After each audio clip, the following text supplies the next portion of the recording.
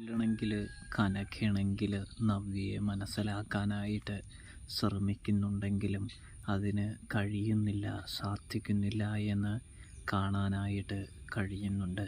നമ്മുടെ നവ്യയാണെങ്കിൽ കനകയുമായിട്ട് അമ്പിനും വില്ലിനും അടുക്കാത്ത ഒരു സാഹചര്യമാണ് പ്രേക്ഷകരെ നമുക്ക് കാണാനായിട്ട് കഴിയുക, സാധിക്കുക. കനക പറയുന്നുണ്ട്, താൻ ഒരിക്കലും നിൻ്റെ വഴിയിൽ വരാനായിട്ട് ആഗ്രഹിക്കുന്നില്ല എന്ന്.